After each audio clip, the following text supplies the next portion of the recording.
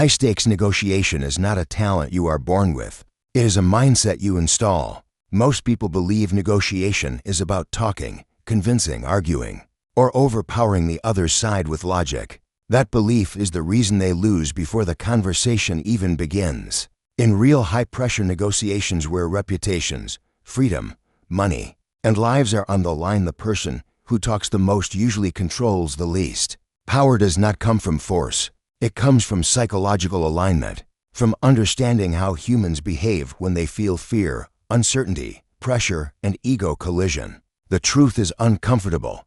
People do not make decisions based on reason. They make decisions based on emotion, then justify them with logic afterward. If you do not understand this, you will always negotiate from weakness. Even when you think you are winning, every negotiation is happening on two levels at the same time. One level is visible, words, numbers, offers, demands. The other level is invisible, emotions, identity, fear of loss, desire for respect, and the need to feel in control. Most people focus only on the visible layer. Professionals dominate the invisible one. When stakes are high, the invisible layer decides everything. You can present the perfect offer and still lose if the other side feels unheard, cornered, disrespected, or emotionally unsafe. When people feel those things, their brains shift into defense mode. Logic shuts down. Cooperation dies. This is not theory. This is biology. Under stress, the human brain reverts to survival patterns. The amygdala takes control. Fight, flight, or freeze. In that state, people cannot evaluate options clearly. They protect their ego, their position, and their perceived status. If you push harder at that moment, resistance multiplies. This is why aggressive negotiators fail in high-stakes situations. They mistake pressure for power. Real power is the ability to calm the emotional storm while quietly guiding the outcome. That is the art few master and most misunderstand. High-stakes negotiation begins with one brutal realization. You are not there to convince. You are there to understand. The moment you shift your objective from winning to decoding, the dynamic changes. When the other side feels understood, their defenses weaken. When their defenses weaken, influence becomes possible. This does not mean you agree with them. It means you acknowledge their reality. Humans are wired to cooperate with those who make them feel seen and safe. Even adversaries, especially adversaries. Silence is one of the most misunderstood weapons in negotiation. Most people are terrified of it. They rush to fill it, explain more, justify, overtalk, and accidentally give away leverage. Silence creates pressure. Not aggressive pressure, but psychological pressure. When you speak and then stop, the other side feels compelled to respond. They reveal information. They negotiate against themselves. Silence communicates confidence. It signals that you are not desperate. Desperation is the fastest way to lose power. The calm negotiator who can sit comfortably in silence controls the pace. And whoever controls the pace controls the deal. Another illusion people carry is that compromise is weakness. In reality, forced compromise is weakness. Strategic concession is strength. The key difference lies in timing and framing. Giving something too early signals fear. Giving something deliberately after the other side feels heard signals authority. High-stakes negotiation is not about taking. It is about making the other side choose to give. People fight against demands but comply with decisions they believe they made themselves. Your job is to guide them to that belief without triggering their resistance. One of the most powerful tools in negotiation is tactical empathy, not sympathy, not emotional softness. Tactical empathy is the ability to recognize and articulate the other side's feelings and perspective without agreeing with their position. When you label emotions accurately, you disarm them. Saying what the other side is feeling, especially negative emotions, reduces their intensity. Fear weakens when it is acknowledged. Anger loses force when it is named. When you say, calmly and without judgment, what the other side is experiencing, their brain shifts from emotional reaction to cognitive processing. That shift is where negotiation actually begins. Most people are afraid to acknowledge negative emotions because they believe it will make things worse. The opposite is true. Ignored emotions grow stronger. Acknowledged emotions dissolve. When someone hears their inner state spoken out loud by another person, it creates a moment of psychological relief. In that moment, trust begins not because you are kind, but because you are accurate. Accuracy builds credibility faster than charm ever could.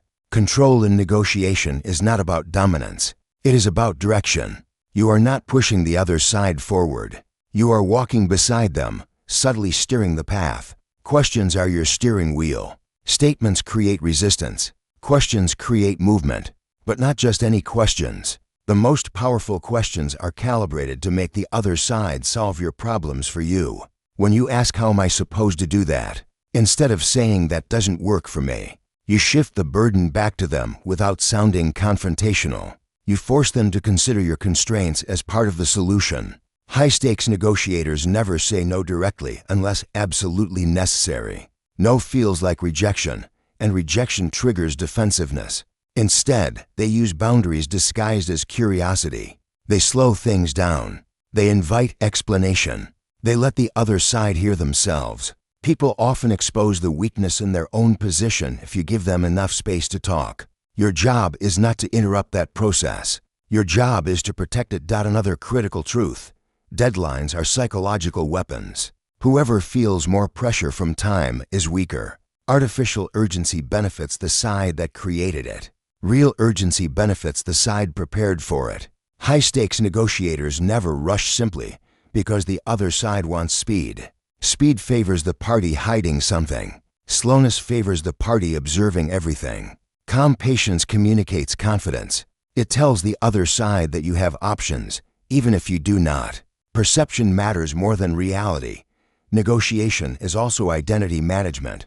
People do not defend positions. They defend who they believe they are. If accepting your offer threatens their identity, smart, powerful, respected, in control, they will reject it even if it benefits them. Your role is to frame outcomes in a way that preserves or enhances their self-image. When people can say, "This was my decision," or "This makes me look strong," they cooperate willingly. Humiliate someone, even subtly, and they will sabotage the deal just to regain dignity. High-stakes situations amplify ego. Ego is fragile under pressure. Attack it, and the negotiation becomes a battle. Protect it, and the negotiation becomes a collaboration. This does not mean flattering. Flattery is transparent and weak. Respect is calm, controlled, and consistent. You respect their perspective without surrendering yours. That balance is rare, and that rarity is why it works. Preparation is invisible dominance. The more you know about the other side's pressures, constraints, alternatives, and internal politics, the less you need to push. Information is leverage that does not announce itself. When you understand what the other side cannot say out loud, you gain access to their real motivations. Most negotiations are decided before they start, based on preparation. The conversation is merely the execution of that preparation. Fear of loss is stronger than desire for gain.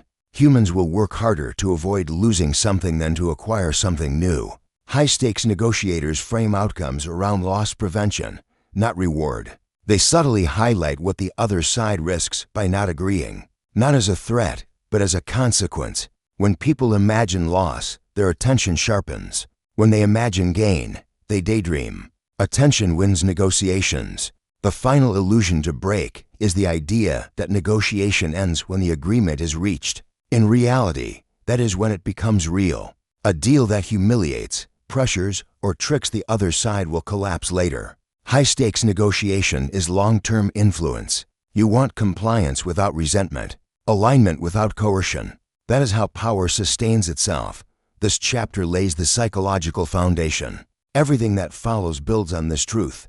Negotiation is not about getting what you want. It is about creating the conditions where the other side believes giving you what you want is their best option. When you master that, stakes no longer intimidate you. Pressure no longer rattles you. You do not react. You observe. You slow things down. You listen. And quietly, almost invisibly, once you understand that negotiation is emotional before it is logical, the next step is learning how to navigate emotions without being controlled by them. High-stakes negotiation is not about eliminating emotion. It is about regulating it, yours and theirs. The person who cannot control their own emotional reactions becomes predictable. And predictability is weakness. When pressure rises, most people speed up, talk more, justify themselves, and reveal their insecurities. The skilled negotiator does the opposite. They slow down. They listen more. They speak with precision. Calm under pressure is not a personality trait. It is a trained response. Fear is always present in high-stakes situations. Fear of losing money. Fear of losing face. Fear of appearing weak.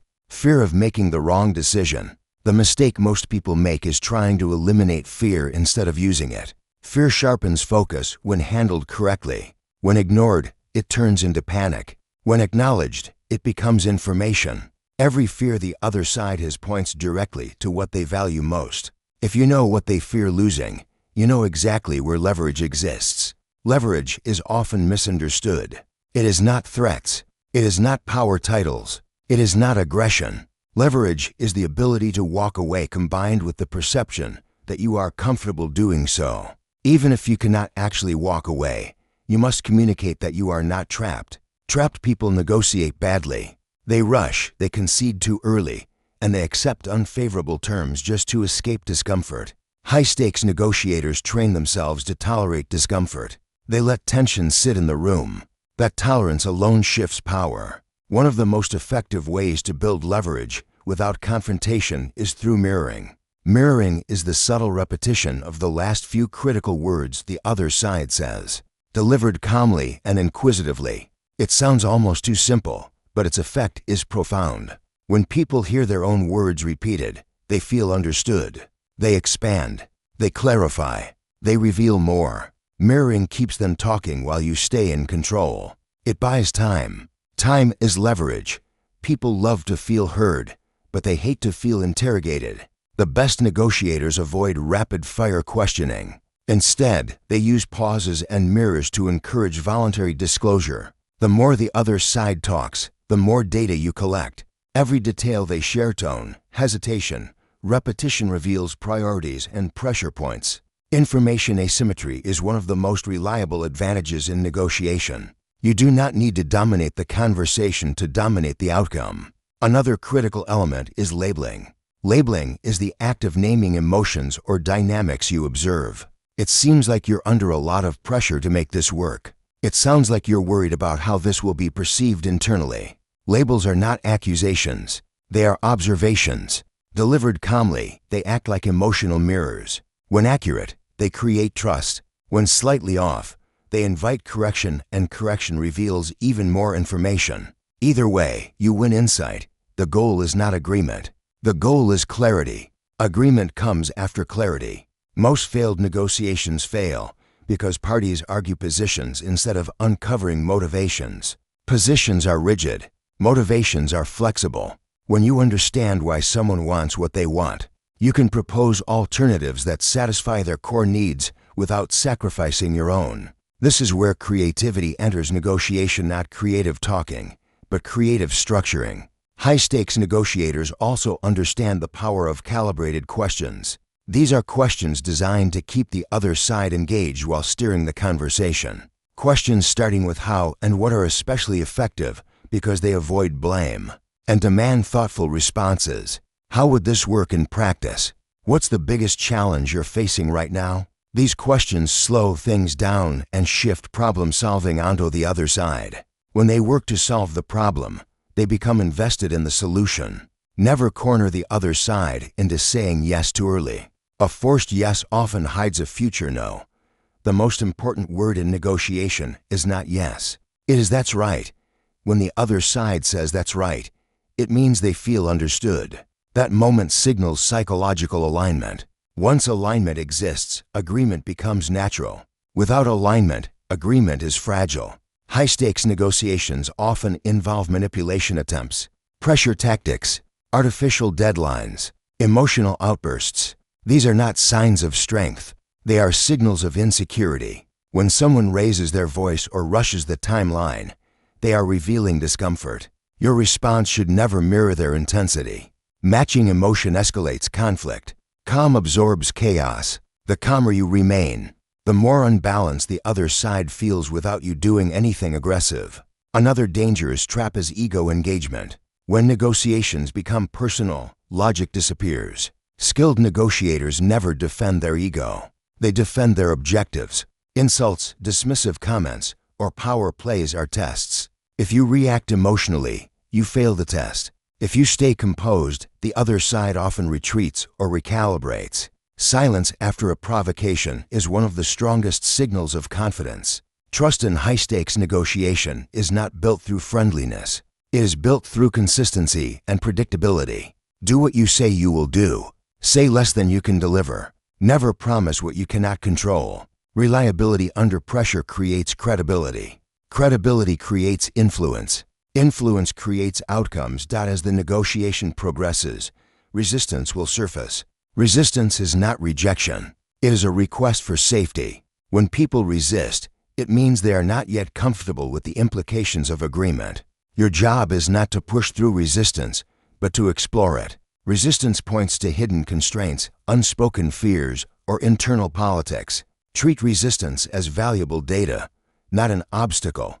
The strongest negotiators are comfortable saying, "I don't know." That phrase disarms expectations and lowers defenses. It invites collaboration. Pretending to know everything invites challenge. Authentic uncertainty, when used strategically, increases trust. It shows confidence without arrogance. By now, one truth should be clear. High-stakes negotiation is not about dominance. It is about discipline. Emotional discipline, verbal discipline, strategic patience. The negotiator who can manage themselves can manage the room. The negotiator who manages the room controls the outcome. This chapter deepens the skill set. You are no longer reacting. You are observing patterns, guiding emotions, and shaping perception. The higher the stakes, the calmer you become. The calmer you become, the more at the highest level quietly accumulate. Negotiation stops being a skill and becomes a way of thinking. You no longer enter conversations hoping for a good outcome. You enter knowing that outcomes are shaped, not discovered. By this stage, you understand emotions, leverage, timing, and perception. What remains is mastery: how to close, how to sustain control after agreement, and how to operate when the pressure is extreme and the margin for error is zero. Closing a high-stakes negotiation is not about pushing for commitment. It is about allowing inevitability to take over. When people feel rushed into agreement, they look for exits later. When people feel they arrived at the conclusion naturally, they defend it themselves. Your job is to make the final decision feel obvious, not forced. This is done by summarizing their perspective better than they can. When you articulate their fears, constraints, and goals so clearly that they say that's right, you remove the last psychological barrier. At that moment, resistance collapses because there is nothing left to defend. High-level negotiators know that people rarely sabotage deals because of numbers.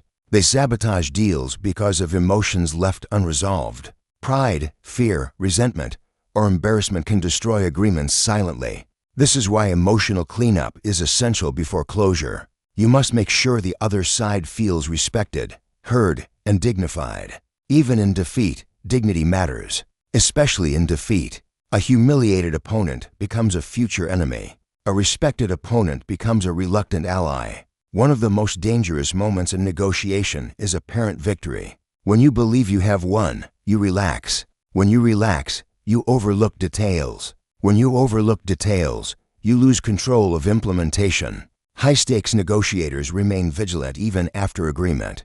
They understand that execution is where power is tested. A deal that cannot be implemented smoothly is not a deal. It is a delay of conflict. This is where clear expectations become critical. Ambiguity favors the side willing to exploit it. Clarity favors the side prepared to enforce it. High-stakes negotiators insist on clarity without appearing rigid. They ask questions that expose assumptions. They confirm understanding calmly. They do not rely on goodwill. They rely on structure. Trust is valuable, but structure protects trust. Another advanced principle is understanding the difference between influence and control. Control is temporary. Influence is durable. If you control someone through pressure, they comply until pressure is removed. If you influence someone through alignment, they act in your interest even when you are not present. High-stakes negotiation aims for influence. That requires patience, consistency, and respect for human psychology. Power dynamics shift constantly. Someone who appears weak early may gain leverage later through external changes, new options, new allies, new information. Skilled negotiators track these shifts silently. They never assume leverage is permanent. They stay adaptable. Rigidity is fatal in high-stakes environments. Flexibility, combined with firm boundaries, is strength. There will be moments when walking away is the strongest move, not as a threat, not as a performance, but as a genuine decision. Walking away communicates abundance. It tells the other side that you value alignment over agreement. Ironically, this often pulls them back. People chase what they believe they might lose. But even if they do not return, walking away protects your position and your reputation. Reputation is long-term leverage. Another truth few accept. Not every negotiation should be won. Some deals cost more psychologically than they are worth materially. High-stakes negotiators choose their battles carefully. They protect their time, energy, and credibility. Saying no to the wrong deal creates space for the right one. Desperation attracts bad outcomes. Discipline attracts opportunity. When negotiations involve multiple parties, internal alignment becomes as important as external strategy. Many deals fail because internal stakeholders sabotage outcomes they did not feel included in. High-stakes negotiators manage internal negotiations first. They align interests quietly. They address fears privately. They never assume internal unity. Unity is built, not declared. As you operate at this level, you stop seeing negotiation as conflict. You see it as information exchange under pressure. Pressure reveals truth. Under pressure, people show you what they value, what they fear, and where they are vulnerable. Your job is not to exploit cruelty, but to understand reality. Reality is neutral. How you use it defines your character. The ultimate mark of mastery is composure. When everything is at stake, your tone does not change. Your breathing does not change. Your pace does not change. Emotional stability under extreme pressure is rare, and rarity creates authority. People follow the calm voice in the storm. They trust the person who does not panic. Calmness becomes leadership. At this stage, negotiation becomes self-reinforcing. Each successful high-stakes interaction strengthens your confidence. That confidence changes how others perceive you before you even speak. Perception shapes behavior. Behavior shapes outcomes. Eventually, you realize that the most powerful negotiations are the ones where very little is said, because everything important has already been communicated through presence, patience, and precision. This is the final truth. High-stakes negotiation is not about winning arguments. It is about shaping reality. You do not overpower people. You out-understand them. You do not rush outcomes. You allow them to unfold in your favor. You do not chase control. You create conditions where control comes to you. When you master this, pressure stops feeling heavy. Stakes stop feeling intimidating. You stop reacting to the world and start influencing it. Conversations change. Outcomes change. And most importantly, you change. You become someone who cannot be easily rushed, manipulated, or destabilized. That is the real secret. Not tricks, not tactics alone, but a mindset that remains steady when everything else is moving. When you have that, negotiation is no longer something you do. It is something you embody.